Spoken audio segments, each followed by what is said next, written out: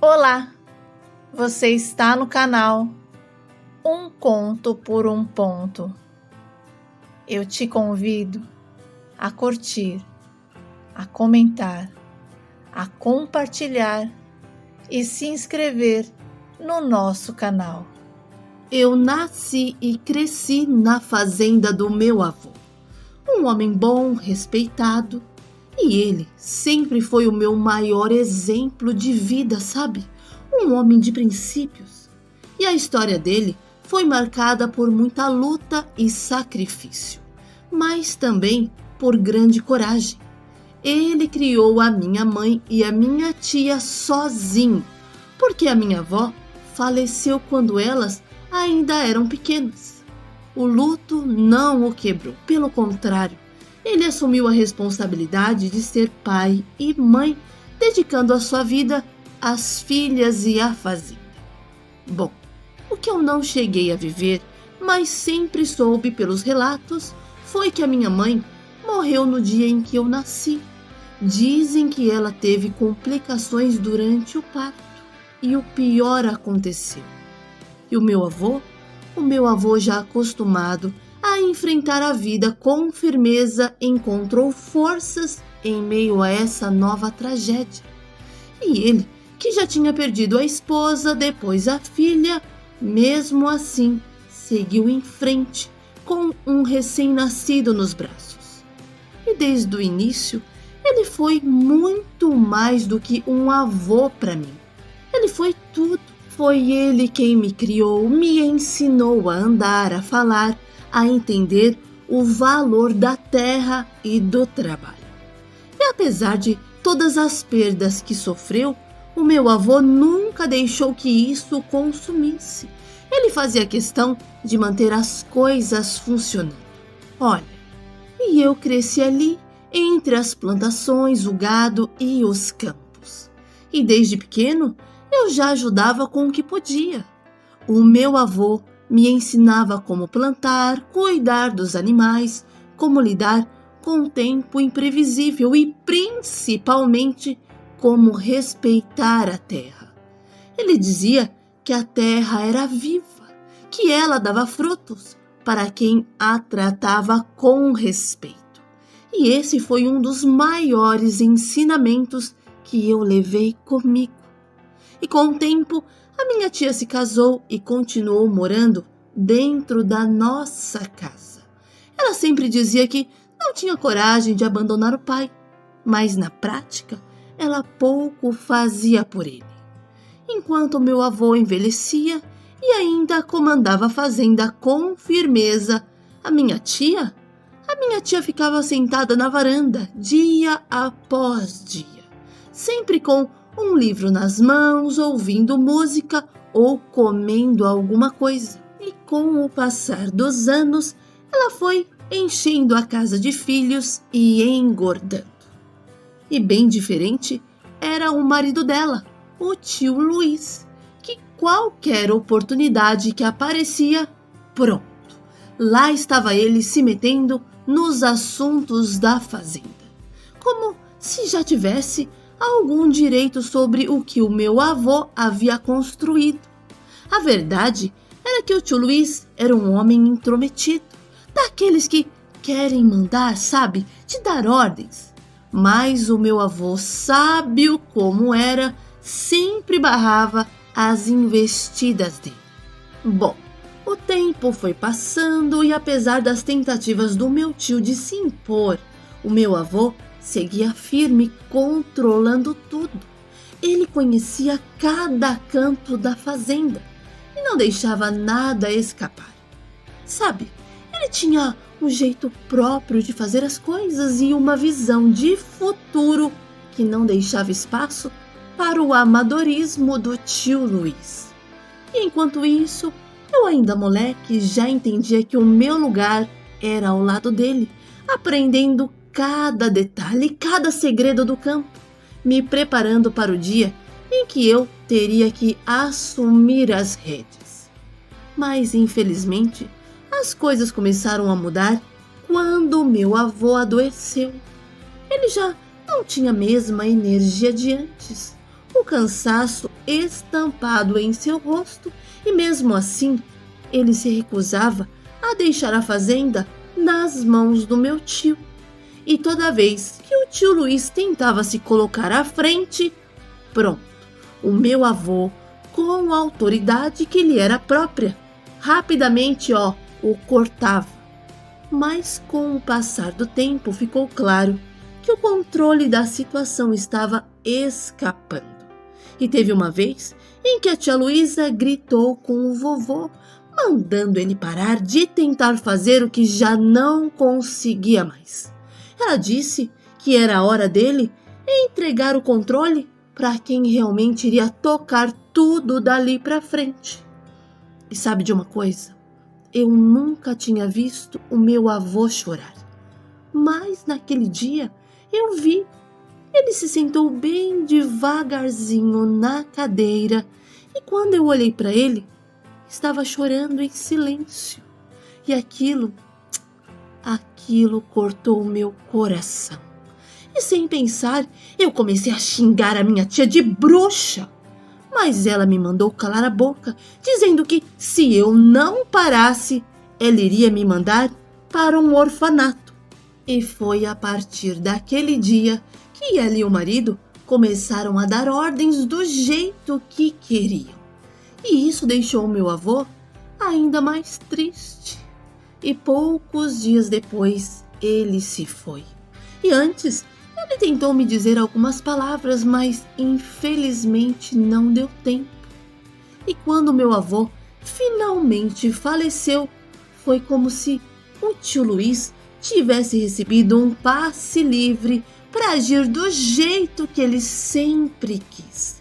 A tia Luísa, que antes dava ordens, acabou sendo silenciada, pois o tio já tinha gritado com ela 2 vezes, mandando ela parar de tentar controlar a vida dele, afirmando que da próxima vez ele iria embora. E com medo de perder o marido, ela se calou. A partida do meu avô me deixou em um profundo poço de tristeza. A minha tia só falava comigo aos gritos e me tirou do quarto onde eu dormia com o vovô e me colocou, sabe onde? No quarto ao lado da cozinha. Porque, segundo ela, eu tinha mania de levantar toda hora para tomar água, então era melhor eu ficar perto da cozinha. E ela tomou posse do quarto. A tia só tinha boca para gritar comigo, porque com o marido ela falava igual a uma seda, sem força e nem coragem para enfrentar ele. E com isso, a fazenda começou a ser consumida pelo egoísmo e pela ganância do tio, que não sabia resolver problemas e nem conversar com os funcionários. O meu tio começou a vender parte do gado sem consultar ninguém. E ninguém sabia para onde o dinheiro ia. E às vezes eu ouvia minha tia perguntando o que ele estava fazendo. E a única coisa que ele respondia era: estou cuidando do dinheiro para não acabar. Mas todo mundo sabia, que aquilo não era verdade. E o marido da minha tia começou a participar de farras noturnas e usava o dinheiro para se divertir, gastando em festas, bebidas e até com mulheres. E a fazenda, que antes era um lugar de trabalho duro e honesto, havia se transformado em uma fonte para os prazeres irresponsáveis do meu tio. E a minha tia continuava lá, tapada, fingindo que não estava vendo nada. E aquele homem torrando todo o nosso dinheiro, a nossa herança, a história da nossa família. E ele simplesmente estava destruindo tudo. E quando eu estava com os meus 14 anos, uma coisa completamente inesperada aconteceu. Um homem apareceu na fazenda. E para minha surpresa, esse homem dizia que era o meu pai. Até aquele momento, eu sequer sabia que eu tinha um pai. Olha, Eu sabia que a minha mãe tinha morrido no dia do meu nascimento e nunca houve uma menção de que o meu pai estivesse vivo ou presente em algum lugar. E o choque foi imenso. O homem estava ali de pé, me olhando como se esperasse alguma reação minha, mas a única coisa que eu sentia era a confusão. E a minha tia, por outro lado, parecia extremamente aliviada e não disfarçou a alegria ao vê-lo. E ela insistia para que eu abraçasse aquele homem, dizendo que ele era o meu pai. E olha, foi um clima extremamente constrangedor. E esse homem passou o fim de semana na fazenda, aparentemente tentando se aproximar de mim, dizendo que o tempo todo que iria me levar para viver com ele longe dali, onde poderíamos recomeçar uma nova vida. Mas eu respondia que ele era um mentiroso, que não era o meu pai, e que eu não queria sair porque o meu avô me criou para dar continuidade à fazenda. E ele retrucava me explicando que aquilo era bobagem e que os meus tios jamais me deixariam ver a cor da minha herança. Mas eu afirmava que não era pelo dinheiro, e sim era pelo o que o meu avô havia implantado em mim. E passei o final de semana inteiro discutindo com esse homem.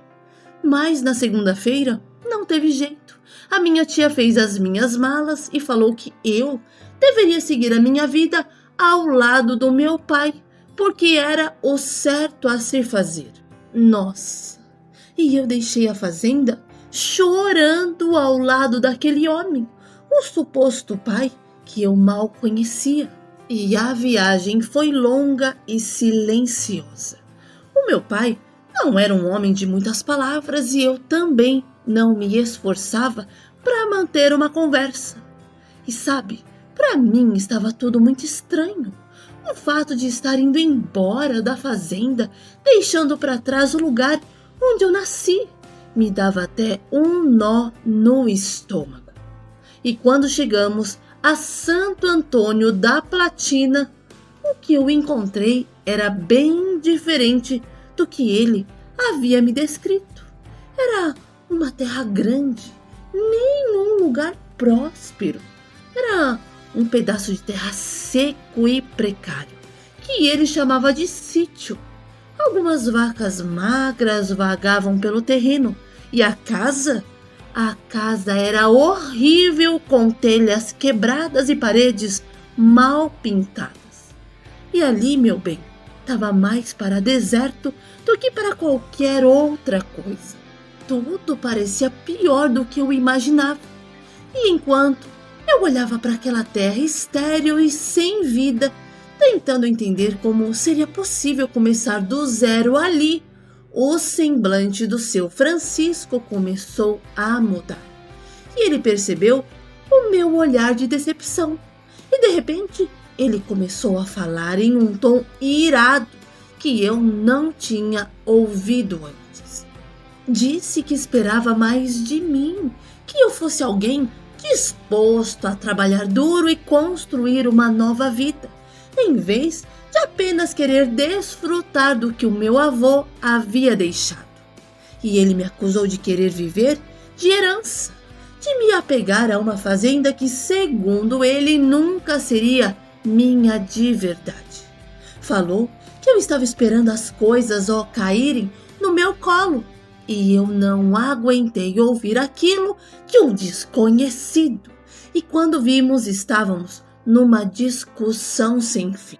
E eu achei foi um absurdo ele falar comigo daquela maneira. Além do mais, até poucos dias atrás eu nem sabia da existência dele. Olha, os dias não foram fáceis. A gente bateu muita boca. Eu falei que iria voltar para a fazenda, porque lá era o meu verdadeiro lugar. E ele respondia que de jeito nenhum iria me deixar sair de perto dele. Enfim, Mesmo sem nos entendermos completamente, eu sabia que tínhamos que trabalhar juntos para tentar melhorar a terra e transformar aquele pedaço de chão seco em algo produtivo. E o seu Francisco? O seu Francisco estava determinado a mostrar que podia fazer a terra prosperar.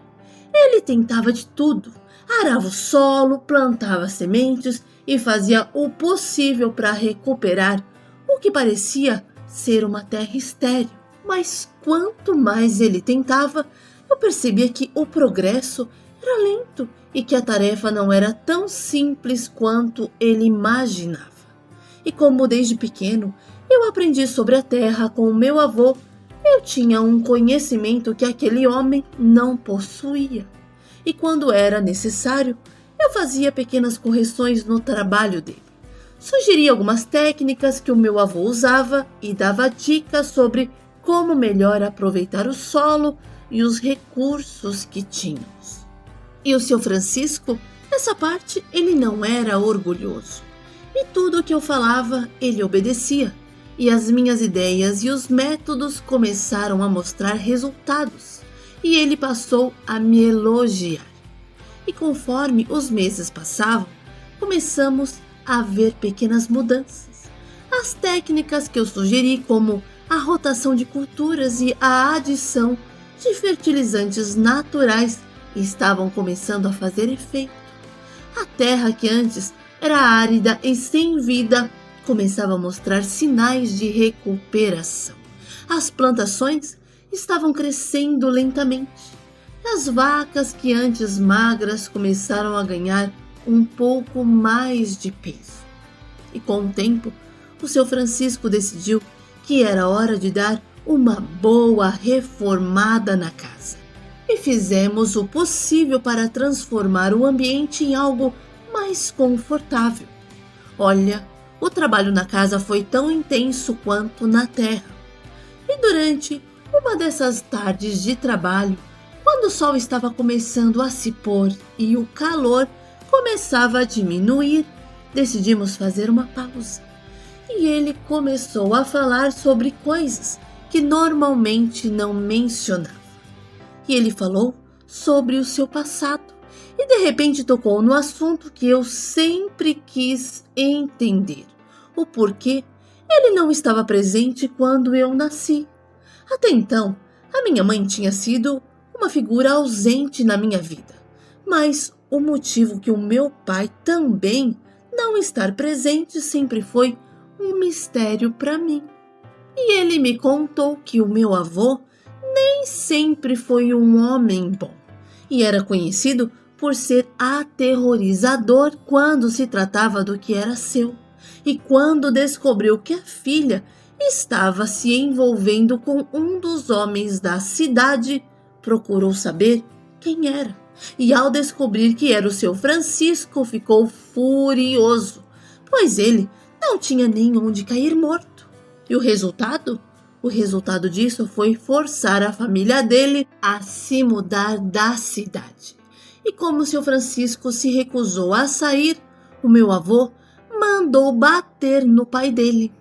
E aí não teve jeito, porque ele temeu pelo que pudesse acontecer aos pais. E o seu Francisco acabou se mudando com a família, e por isso ele ficou longe de mim por tanto tempo. E só voltou quando soube da morte do meu avô. E foi então que teve coragem para buscar o que realmente lhe pertencia. No começo, eu pensei que ele estivesse inventando tudo aquilo, porque o meu avô não era nada daquilo. O meu avô era um homem bom, eu via a bondade dele. Bom, o seu Francisco não me forçou a acreditar. Apenas disse que se eu não quisesse acreditar, paciência, mas aquela era a verdade. Ele mencionou que muitos dos empregados do meu avô sabiam dessa história e que se eu quisesse poderia ir atrás para confirmar. E olha, eu levei um tempo para ingerir aquilo tudo. E com os meus 17 anos eu peguei um dinheiro que eu tinha reservado e fui até a fazenda. Cheguei lá, encontrei a fazenda ainda mais acabada. A minha tia completamente abatida, porque o meu tio ficava mais na casa da amante. E sabe de uma coisa? Ela foi até agradável, porém, quando eu disse que queria a minha parte da herança, pronto. Aí, meu bem, a coisa ficou feia pro meu lado. Os meus primos e a minha tia me colocaram para fora, dizendo que eu não tinha direito a nada. E foi aí que eu aproveitei a ocasião para visitar a casa de um dos homens de confiança do meu avô, o seu Getúlio. Ele estava bem velhinho e debilitado, mas conseguimos conversar. E ele confirmou tudo que o seu Francisco havia me contado e explicou que com o tempo o meu avô se arrependeu e tentou procurar pela família do meu pai. No entanto, eles haviam desaparecido e essa situação amargou a vida do meu avô por muitos anos. E olha, eu não sabia se sentia raiva do meu avô ou pena dele. E toda vez que eu tentava me enfurecer com ele, eu me lembrava do grito da minha tia e dos olhos dele cheios de lágrimas.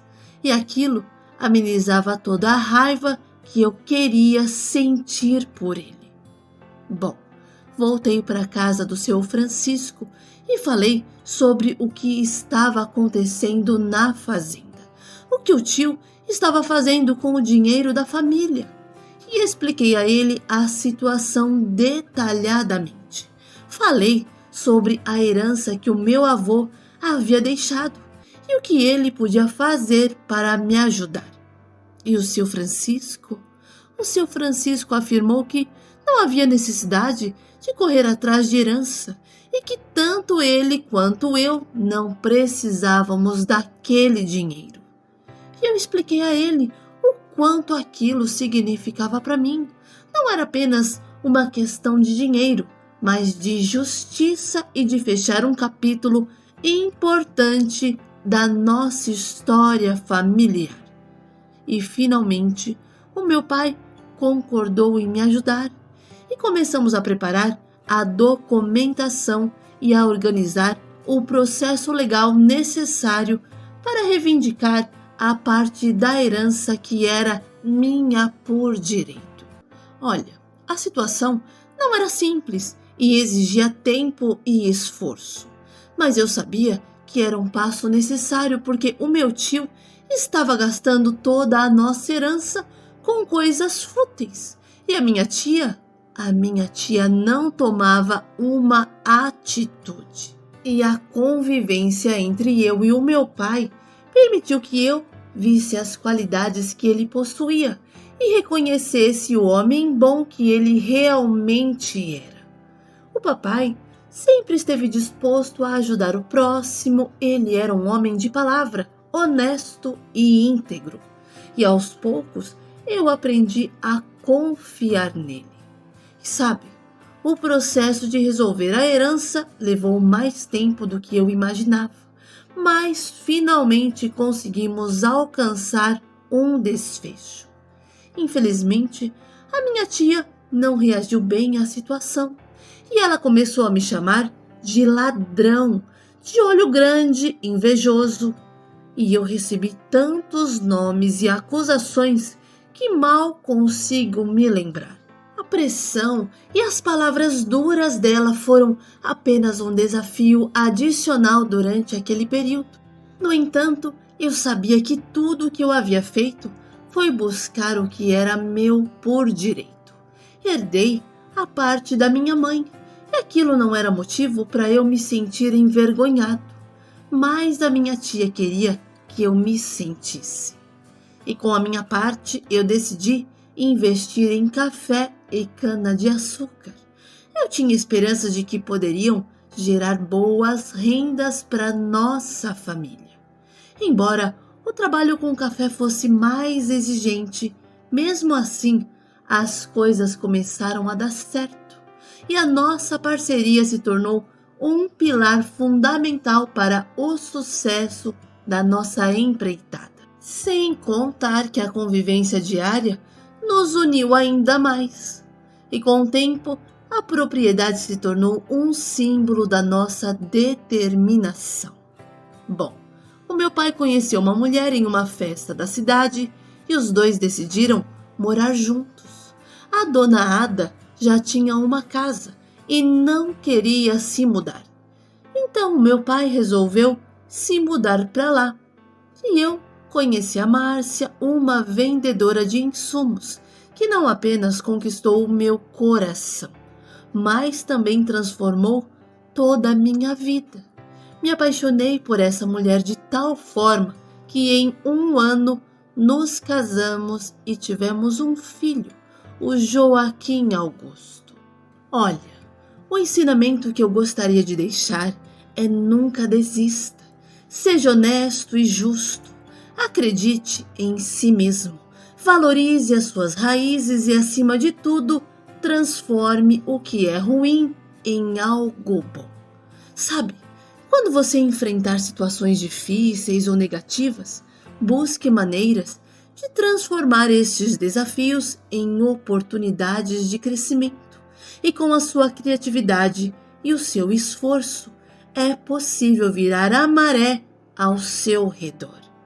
O meu filho hoje já é adulto e é isso que eu ensino a ele.